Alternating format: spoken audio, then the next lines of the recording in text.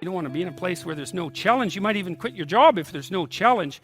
Say, well, that's a good job. It gives you security. And you think, God, I can't stand this. It's eating away at my soul. It's all security and no challenge. So why do you want to challenge? Because that's what you're built for. That's what you're built for. You're built to take on a maximal load, right? Because that's what strengthens you, and you need to be strong because life is extraordinarily difficult, and because the evil king is always whittling away at the structure of the state, and you have to be awake and sharp to stop that from happening, so that you don't become corrupt, and so that your family doesn't become corrupt, and so that your state doesn't have to become corrupt. You have to have your eyes open and your wits sharp and your words at the ready, and you have to be educated, and you have to know about your history, and you have to know how to think, and you have to know how to read, and you have to know how to speak, and you have to know how to aim, and you have to be willing to hoist the troubles of the world up on your shoulders. And what's so interesting about that, so remarkable, and this is something that's really manifested itself to me as I've been doing these public lectures. I've been talking about responsibility to people, which doesn't seem to happen very often anymore, and the audiences are dead quiet. And I lay out this idea that life is tragedy tainted by malevolence, and everyone says, yeah, well, we always suspected that, but no one has ever said it quite so bluntly, and it's quite a relief to hear that I'm not the only person who has those suspicions. And then the second part of that is the better part, and it's the optimistic part, which is, despite the fact that life is a tragedy tainted by malevolence, at every level of existence, there's something about the human spirit that can thrive under precisely those conditions if we allow that to occur. Because as difficult as life is, and as horrible as we are, our capacity to deal with that catastrophe and to transcend that malevolent spirit is more powerful than that reality itself. And that's the fundamental issue. I think that's the fundamental issue of the Judeo-Christian ethic, with its emphasis on the divinity of the individual. As catastrophic as life is, and as malevolent as people can be, and that's malevolent beyond belief, fundamentally.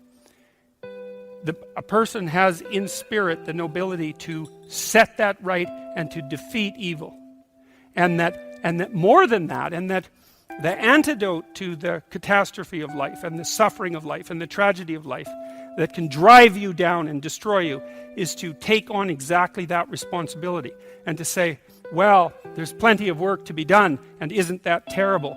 And there isn't anything so bad that we can't make it worse, and certainly try very hard to do so, but I have it within me to decide that I'm going to stand up against that. I'm going to strive to make the world a better place. I'm going to strive to constrain the malevolence that's in my own heart, and to set my family straight, and to work despite my tragic lot for the betterment of everything that's in front of me. And the consequence of that, the immediate consequence of that, is that when you make the decision to take on all of that voluntarily, which is to stand up straight, by the way, with your shoulders back, to take on all that on voluntarily, as soon as you make that decision, then all the catastrophe justifies itself in the nobility of your striving. And that's what it means to be an individual.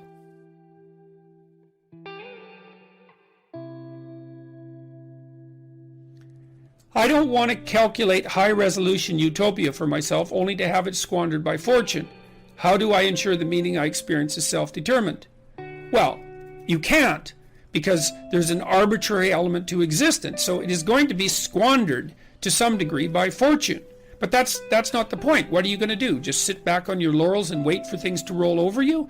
So what you do, look, the hero myth basically says, go out there, confront the dragon, get the gold, share it with the community, and live properly. Or it says, the alternative is, face the tyrant,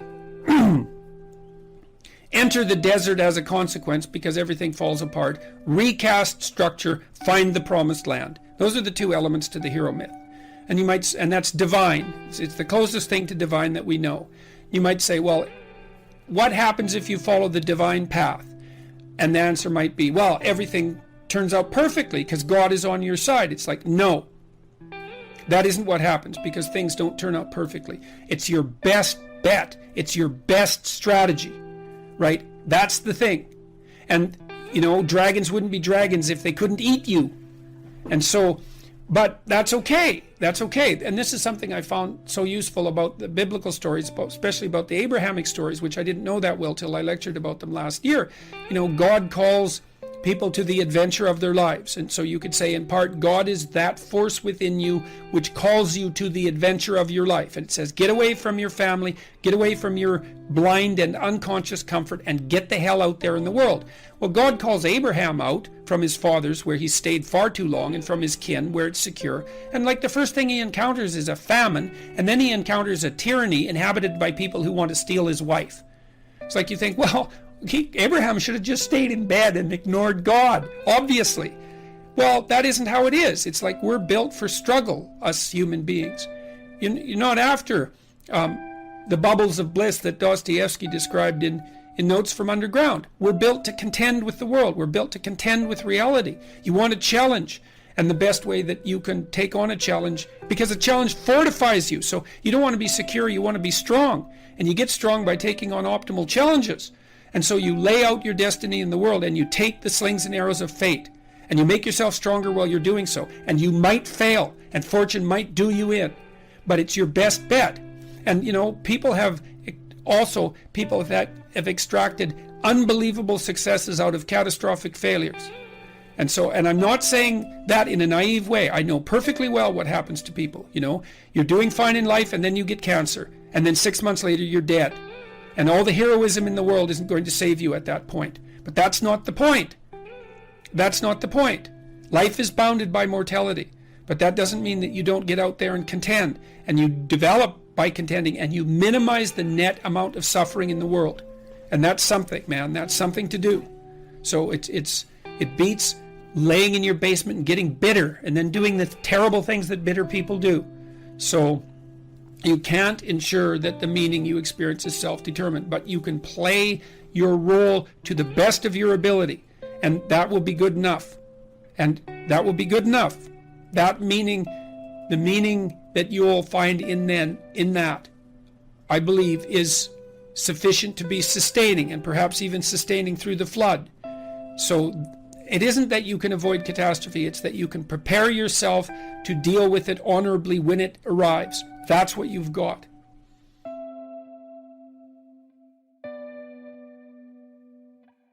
Now, the baboon here, who's supposed to be basically just a fool when the story was first written, he turned into what's essentially a shaman across time.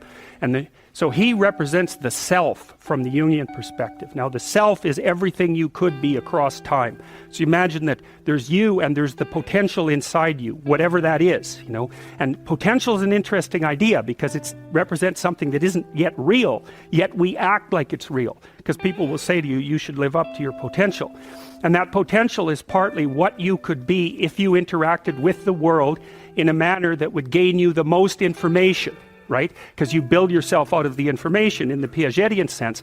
But it's deeper than that too, because we know that if you take yourself and you put yourself in a new environment, new genes turn on in your nervous system. They encode for new proteins. And so you're full of biological potential that won't be realized unless you move yourself around in the world into different challenging circumstances, and that'll turn on different circuits. So it's not merely that you're incorporating information from the outside world in the constructivist sense. It's that by exposing yourself to different environments, you put different physiological demands on yourself all the way down to the genetic level, and that manifests new elements of you. And so one of the things that happens to people, and this is a very common cultural notion, is that you should go on a pilgrimage at some point to somewhere central, and that would be, say, like the rock in the Pride Rock in The Lion King, because you take yourself out of your dopey little village, and that's just the little bounded you that everyone knows and that isn't very expanded, and then you go somewhere dark and dangerous to the central place, and while you do that, you have adventures, and they toughen you and pull more out of you, like partly because you're becoming informed, which means information. It means you're becoming more organized at every level of analysis, but there's also more of you too. And so that's a very classic idea. And then in cathedrals in Europe, especially at Chartres, there's a big maze on the floor, a circular maze, which is a symbolic representation of the pilgrimage for people who couldn't do it. And so it's a huge circle divided into quadrants, which is a Jungian mandala. And you enter the maze at one point, and then you have to walk through the entire maze, north, east, west, and south, before you get to the center. And the center is symbolized by a flower that's carved in stone. It looks like this. It's big, this maze, eh? It's large, so that you can walk it. And that's a symbolic pilgrimage. It takes you to the center. That's the center of the cross, because it's in a cathedral, and that's the point of acceptance of voluntary suffering. That's what that means. And so you walk through, Jung called that a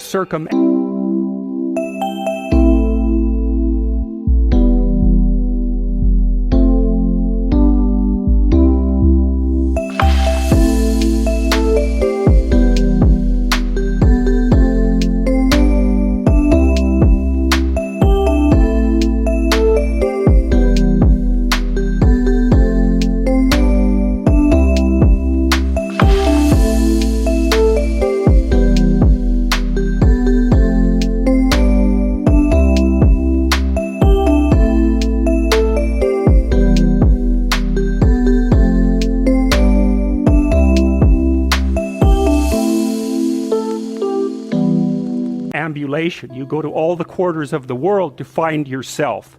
And so, well, the self is the baboon in this particular, I think he's a mandrill actually, in this particular representation. And he lives in the tree. He lives in the tree of life. It's a baobab tree in this particular. So he's the spirit that inhabits the tree of life. And he's the eternal wise man. That's a way of thinking. So is the king, but he's sort of a superordinate king, or an outside king in some sense. He's the repository of ancient wisdom, and the king is the manner in which that wisdom is currently being acted out in the world.